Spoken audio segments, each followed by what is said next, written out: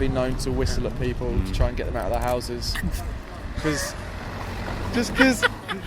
No, can I ask a question? What about the phone call? What's wrong with the phone? They don't fucking answer me. They just, like, it goes through to voicemail every time. Alright, don't worry, call rider support, say they're not answering, and then wait till you get the food for you. It takes 15 minutes to get through Never to rider mind, support. you'll have free food.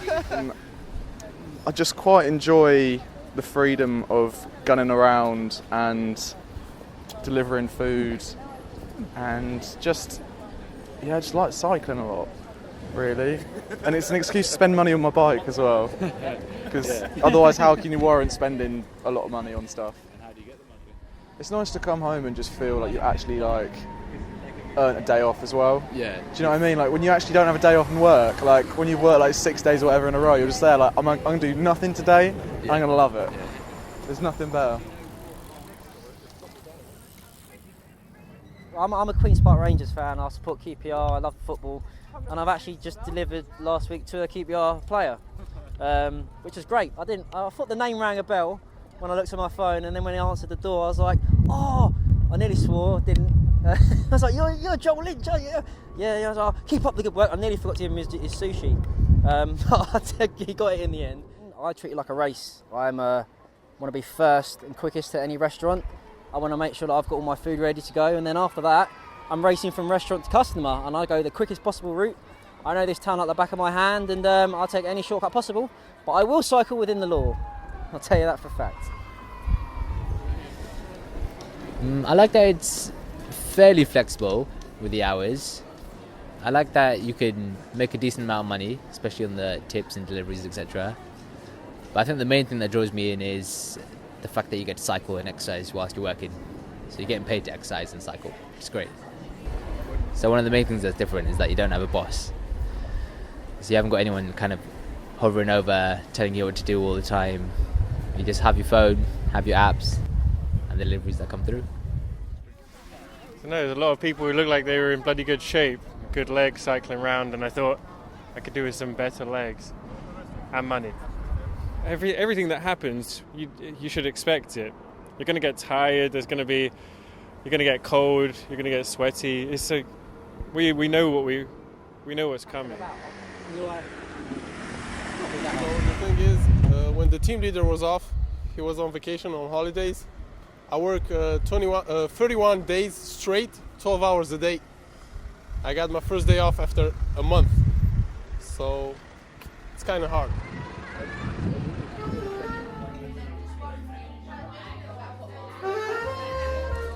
Bike courier services are one of life's great ideas, in my opinion.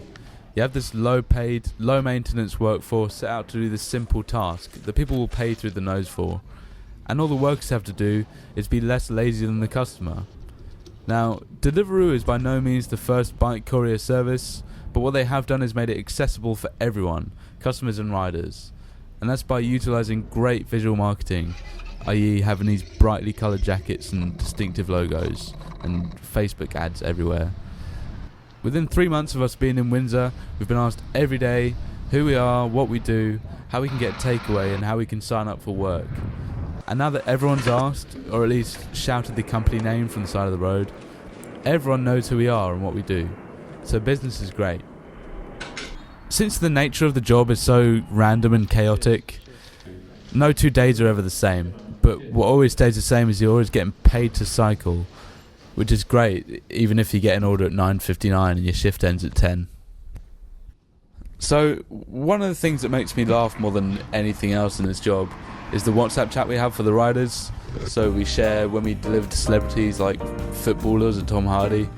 We share when customers have really weird tastes.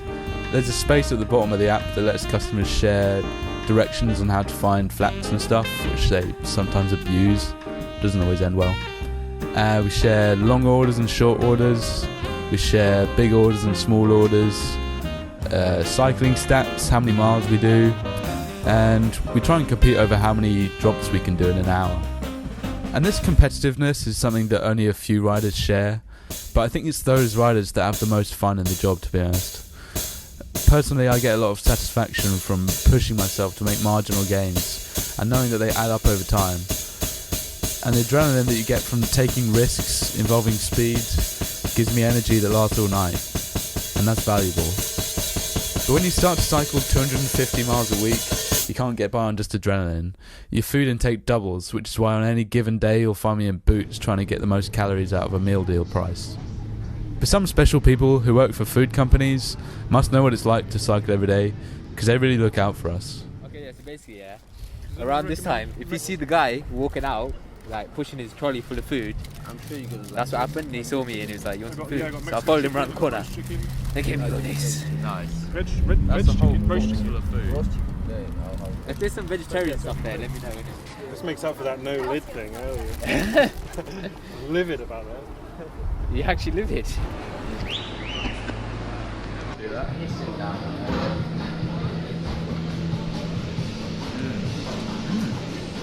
Thank you very much. I'll take this to go. Yeah. There aren't many jobs that have such perks as getting free food or being able to buy fish and chips on the clock, but you do have to be able to take the rough with the smooth.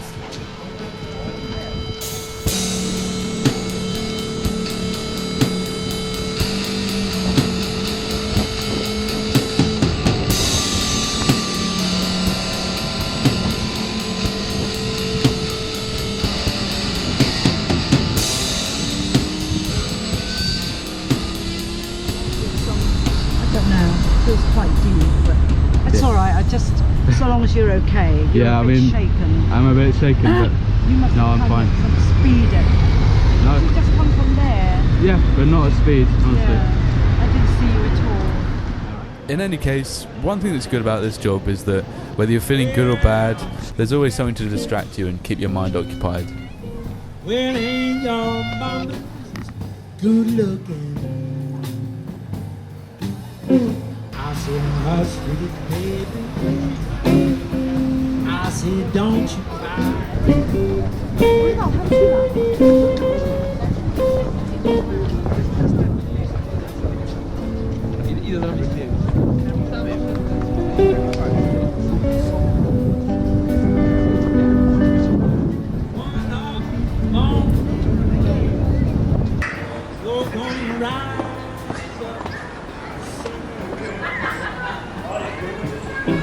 And on slow days, when there's not many people working, there's not many orders, you learn to make your own distractions, and you wait for 5 o'clock to come round when most of the riders arrive.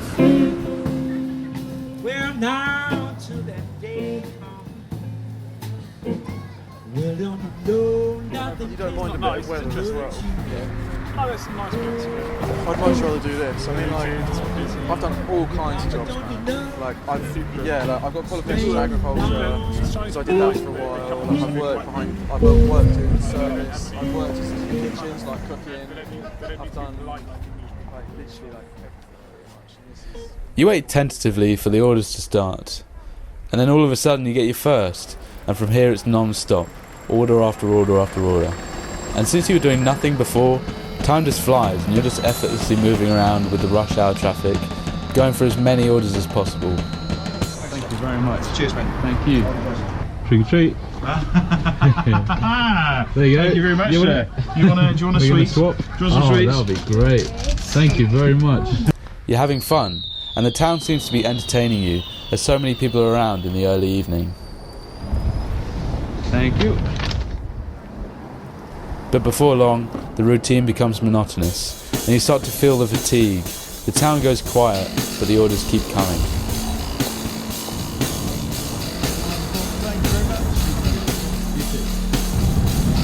You start to expect gaps between orders and get really disappointed when there aren't any.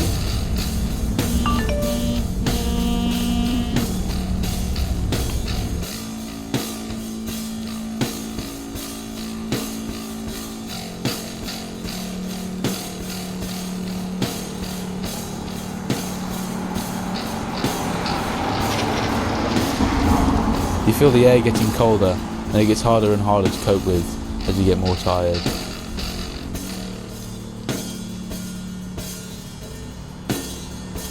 I do feel though that days at delivery just sort of meld together.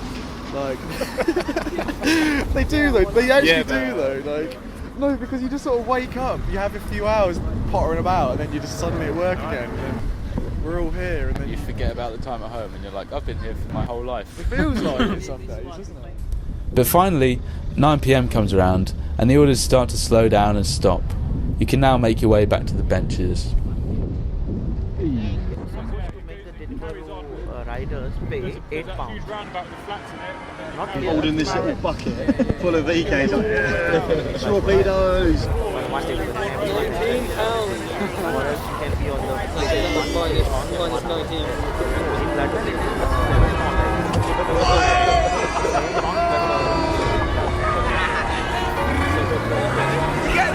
Yeah.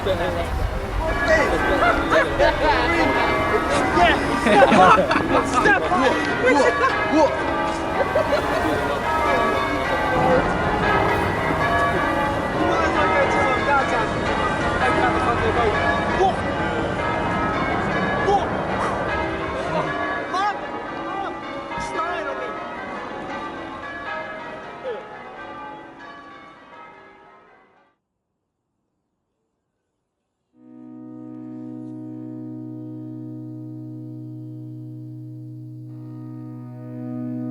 Sometimes when you wake up after your 7th or 8th work day in a row, you feel so tired that you're just tempted to cut down your hours or skip shifts altogether. But for me, those thoughts leave my head as soon as I get on the bike and start pedalling. More than anything, what I've learnt when I cycle is that the purpose of life is to move forward under your own efforts, as figuratively as literally if you like.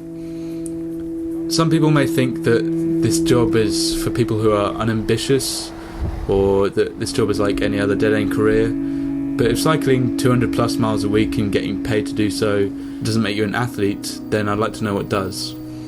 And that is definitely going on my CV, by the way. And if earning 24k at 20 years old, whilst being able to say that you love your job, makes you unambitious, then I don't want to be ambitious. I've taken off career risks by being paid to cycle around all day, trust me. After settling in for a few months, I've started downloading audiobooks to keep my mind busy as well as my legs. And I found this quote in a book about Steve Jobs that I think will sum up this video nicely. The most efficient animal on the planet is a condor. The most inefficient animals on the planet are humans. But a human with a bicycle becomes the most efficient animal.